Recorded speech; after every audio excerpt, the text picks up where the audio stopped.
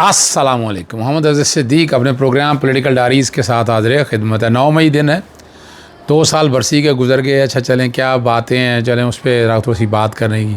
Ali mean Gandapur ने खुली धमकी दे दी, और जो ड्रोन हमले हुए हैं वो ड्रोन को कैसे रोका गया, पाकिस्तान ने किस तरीके से इन सब चीज़ों को कामयाब तरीके से मैनेज किया, और इमरान खान को तौहीन अदालत के केस से उनकी समाअत जो है वो आईनी बेंच ने क्या किया उसके अंदर, वो सारी बातें करते हैं। पहले तो आपको पता 9 मई की आज बरसी है, दूसरी बरसी है, और ये वाक़यात क्या याद दिलाता है। देखिए, हमारी नाकामी तो है कि हम क्राउड को रोक नहीं सके। ये मैं सिविल ब्यूरोक्रेसी की बात कर रहा हूँ, सिविल इंतज़ामिया की, कि इतना बड़ा हंगामा या जुलूस अगर जा रहा था तो उसको रोकना चाहिए था, उसको नहीं रोका गया। क्यों नहीं रोका गया, किस लिए नहीं रोका गया, ये सारे सवालों का जवाब बड़े अरसे से ढूंढ रहे हैं, नहीं मिल सका। फिर कहा गया इमरान खान पर इल्ज़ाम लगा, कंस्पिरेसी के हवाले से आया, मिलिट्री कोर्टों में अब ट्रायल जाने की बातें हो रही हैं, और कह दिया गया कि ट्रायल बिल्कुल हो सकता है, फिर अपील का राइट दे दिया गया। यानी पाकिस्तान में आइन रीराइट हो रहा है, और ये लिखा जा रहा है। और सुप्रीम कोर्ट कैसे कह सकती है कि जनाब कानून में तरमीम करे। अगर ऐसी बात है, अगर पार्लियामेंट सुप्रीम है, जो बातें सारी ये होती रही हैं, तो आज कैसे कह दिया है। लेकिन 9 मई तो मनाना है, और मैंने इस बारे में बड़ी वादे तो बहुत पहले बात की थी कि जनाब ये जिस किसी ने आइंदा से हमें देखना है कि ऐसे वाक़यात ना हो, लेकिन इसमें जनरल अमनेस्टी दे दें। आप जनरल अमनेस्टी देंगे, इसका कौम का भला होगा और चीज़ें आगे की तरफ जाएंगी, ये मेरा नुक्ता नज़र है। लेकिन हमने देखा कि 9 मई के वाक़े बाद पाकिस्तान तहरीक इंसाफ को दबाया गया, इमरान खान पर ऐसी सख्तियाँ मिली, ऐसे ऐसे हालात पैदा किए कि इमरान खान को जीना दोबर कर दिया ना जी आपने। उनसे जेल में मिला नहीं जा सकता, बच्चों से वो टेलीफोन पे बात नहीं कर सकते, हालात और वाक़यात सारे आपके सामने हैं। यानी कैसी ज़िंदगी बना दी है। लेकिन वो मर्द का बच्चा है कि वो खड़ा है, इस निज़ाम के ख़िलाफ़ खड़ा है और लड़ रहा है। ना वो डील लेना चाहता है, ना वो डील करना चाहता है, ना वो NRO चाहता है, ना किसी ऐसे सिस्टम का हिस्सा बनना चाहता है। अभी तो आपके सामने अपना मिसाक़े जमहूरियत के नाम पर कैसे बेवकूफ़ बनाया। इलेक्शन कमीशन अपना, केयर टेकर सेटअप अपना, एस्टेब्लिशमेंट अपनी, कहा यही कहा गया एस्टेब्लिशमेंट से लड़ाई है, लेकिन वो एस्टेब्लिशमेंट से लड़ाई नाम की लड़ाई है। 2 साल बाद, 3 साल बाद, 5 साल बाद, 8 साल बाद आपको ला के वही एस्टेब्लिशमेंट ला के आपको सिस्टम में बिठा देती, और आप खूब लूट मार करते हैं, खूब तबाही और बर्बादी करते हैं इस निज़ाम की। फिर कहा जाता है कि नहीं करप्ट हैं आप, करप्शन है, पता नहीं क्या क्या लूट मार की है।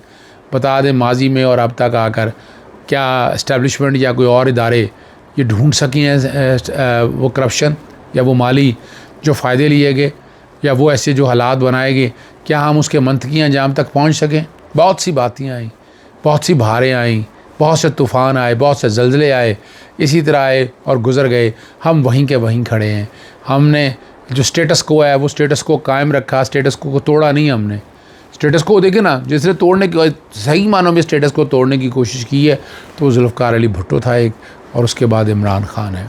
इमरान खान ने स्टेटस को तोड़ा है तो बर्दाश्त नहीं हुआ, और फिर क्या कुछ हुआ या क्या ऐसे हालात आ गए हैं वो आपको अंदाज़ा हो सकता है। बहुत से लोग बात करते हैं कि पाकिस्तानी फ़ौज को अपना एयर डिफेंस सिस्टम जो है, और एयर नेवी वाला और मिसाइल डिफेंस सिस्टम बेहतर करना चाहिए था।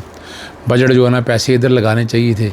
देखिए, ये काम है हुकूमत वक्त में अगर हैं तो आप बैठ कर ये फ़ैसला करें कि क्या करना। बाहर तो हम बैठे बहुत बातें कर सकते हैं ना, लेकिन अंदर मैं समझता हूँ कि ये फ़ैसला जो है, ये पार्लियामान के अंदर सब अपोजिशन जमातें हैं, सारी सियासी जमातें मिलकर ये फ़ैसला करें, ताकि ये देखें मुल्क तो हर एक ने चलाना है ना, लेकिन मुल्क पे तो, रियासत पे तो कोई कंप्रोमाइज़ नहीं होना चाहिए। हुकूमतें आपकी अपनी आनी जानी रहेंगी, लेकिन ये वाला सोचने वाला है कि अब हम कहाँ खड़े हैं।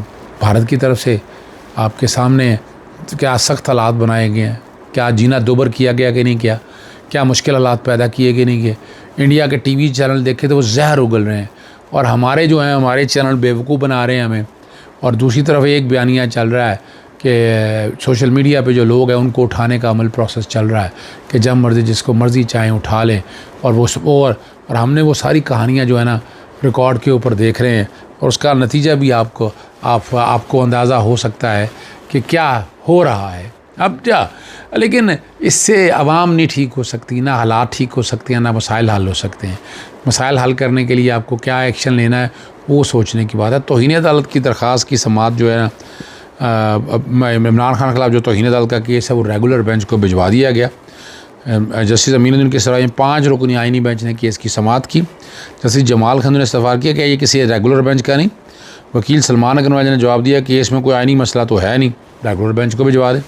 एडिशनल जनरल ने कहा मखसूस जिस्तों के में भी अदालत ने तौहीन अदालत का केस रेगुलर बेंच को भेजा। अब ज़रा समझिएगा ज़रा बात को, यानी क्या तौहीन अदालत का केस लगा नहीं, और जब लगाया अब इसकी जल्दी समाअत होनी नहीं है, तो ये हमें तो यही नहीं पता चला कि जनाब तौहीन अदालत का केस जो है रेगुलर बेंच को भिजवा दिया। हम तो यही समझते रहे कि वो जो मखसूस रिश्तों का केस सुनना है उसी के साथ तौहीन अदालत का केस भी सुना जाएगा। यानी इसका मकसद यही, मैं यही समझ सकता हूँ कि तौहीन अदालत का यानी जो आइनी बेंच ने मखसूस रिश्तों का फ़ासला रहने नहीं देना, वो रेगुलर बेंच कुछ क्या करेगा, वो खामोशी से चुप करके कर दिया। और ये 25 मई 2022 के अदालती हुक्म के ख़िलाफ़ लॉन्ग मार्च पर तौहीन अदालत की कार्रवाई का फ़ैसला हुआ था। ये वाला मामला भी जो है ना उसके साथ चल गया। अब यसतूर ने खबर दी है कि एक ड्रोन ISI के सब ऑफिस के करीब गिरा, उसके साथ 40 किलोग्राम का बारूद था। पाकिस्तान ने यह ड्रोन ना तो एंटी एयरक्राफ्ट गन से गिराए और ना ही किसी मिसाइल से, बल्कि पाकिस्तान ने जदीद तरीन टेक्नोलॉजी के ज़रिए इनके सिग्नल जाम किए, जिससे ये खुद ब खुद गिर गए। ड्रोन हमले का मकसद ये था कि एक बड़े हमले से पहले पता चल जाए कि एयर डिफेंस सिस्टम कहाँ से ऑपरेट हो रहा है।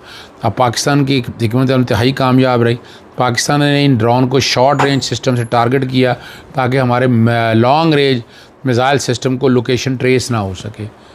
उम्मीद तो है ऐसा ही होगा, और ऐसी बात होनी भी चाहिए कि आप देखें ना, कल अगर ये हालात ऐसे बनते हैं तो पूरी कौम ने डिस्टर्ब होना है, पूरी कौम ने फेस करना है, पूरी कौम को ऐसे हालात में लेकर आना है कि पूरी कौम जो है वो यकजहती के साथ खड़े हुए। पाकिस्तान ने वज़ीर दफ़ा ने मुझसे बेहतर तरीके से बताया कि पाकिस्तान किस तरह दहशतगर्दी में मुलव्वस रहा। जिस तरह उन्होंने बताया वैसे शायद हम भी या आप भी कोई ना बता सकें।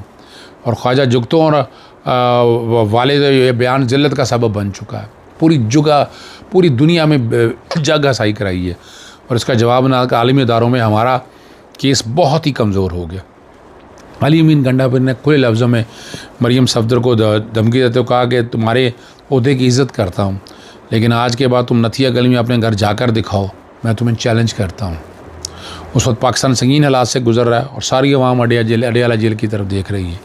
मगर उनको सिर्फ इमरान खान को रोकना है, लेकिन वो बाहर ना आ सके। मैंने तो आपको सामने कहा था कि सूबे के वज़ीर आला को आप इस तरह रोकेंगे तो सवाल उठेंगे, बातें बहुत सी होंगी। एक सूबे आप पंजाब पुलिस ने रोका है ना, पंजाब हुकूमत ने रोका है ना, कितने लोगों को मुअत्तल कर दिया, कितने लोगों को हटा दिया, क्या एक्शन लिया।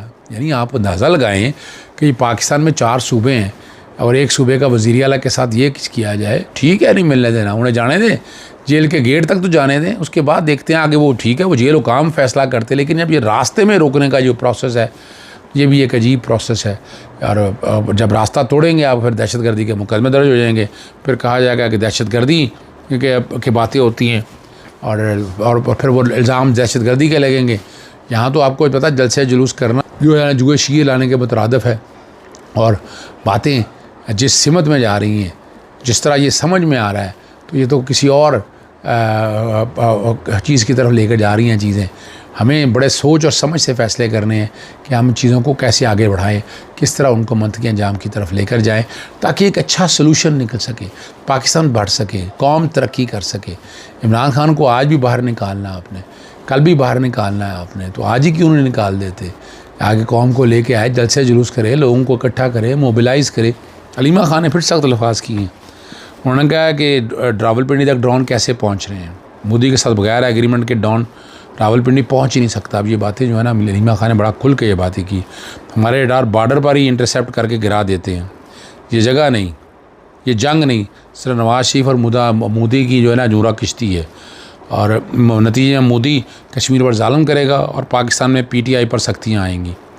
और सभी काज़मी ने साथ से कहा है ज़्यादा जदीद टेक्नोलॉजी वाला ड्रोन अमेरिका ने ईरान के जासूसी के लिए इस्तेमाल किया था, लेकिन ईरानी कंप्यूटर एक्सपर्ट ने ना सिर्फ उसके सिग्नल को ब्लॉक किया था बल्कि उसको बाहिस्ता आवाज़ उतार भी लिया था, क्योंकि वहाँ अपना काम किया जाता है। ये बातें तो सारी अब हो रही हैं, क्या कह सकता हूँ, लेकिन सवाल बहुत उठ रहे हैं। इसको बड़े आसान तरीके से संभालने की ज़रूरत है, ना ऐसी बातें हों, ना सवाल उठे। इजाज़त चाहता